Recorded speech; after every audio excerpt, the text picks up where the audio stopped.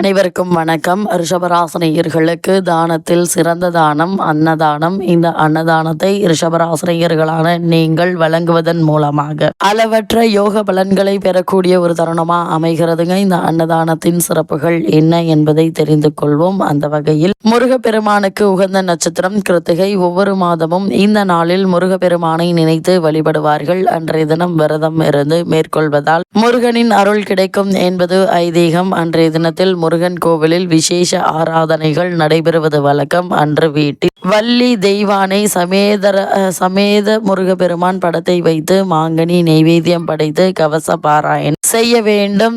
மேலும் கந்தனுக்கு பிடித்த கந்தரப்பம் பருப்பு பாயாசம் நெய்வேத்தியம் செய்து வழிபட்டால் 12 கரங்களை கொண்ட வேலன் வரங்களை அள்ளி தருவான். இந்த நாளில் அன்னதானம் செய்வது நல்லது. இதனால் அளவற்ற நன்மைகளும் யோக பலன்களும் ரிஷபராசினியர்களால் உங்களுக்கு ஏற்படும். குறிப்பாக உணவு என்றதுடன் உணவை எப்படி சாப்பிட வேண்டும், சாப்பிடும்போது என்ன செய்ய வேண்டும் என்று பார்க்கும்போது நொறுங்க தின்றால் 100 வயது என்பார்கள். எனவே நன்றாக மென்று சாப்பிட வேண்டும். பசிக்காத நேரத்தில் சாப்பிடக்கூடாது. கவலை, தூக்கம், கோபம் ஏற்படும் போது உணவு உண்ணக்கூடாது. உண்ணும் உணவை மகிழ்வோடு உண்ண வேண்டும். கையை ஊன்றிக் கொண்டும் காலை நீட்டிக்கொண்டும் சாப்பிடக்கூடாது. விருந்தில் தலைவாழை இலை போட்டு இடது ஓரத்தில் உப்பு வைத்த பிறகு கூட்டு, பொரியல், பச்சடி, மசியல், மண்டி, பிறகு வறுத்த பதார்த்தங்கள், சிறிதளவு ஊறுகாய் வைப்பார்கள். வலது கை பக்கம் உள்ளதெல்லாம் நாம் கூடுதலாக சாப்பிட வேண்டும். அவை அனைத்தும் உடலுக்கு ஏற்றுக்கொள்ளும் உணவாகும். அதை இடது கை பக்கம் உள்ளதெல்லாம் எண்ணெய் சேர்த்த பதார்த்தம் என்பதால் குறைவாக சாப்பிட வேண்டும். உணவில் சிறிதளவு நெய் சேர்ப்பதால்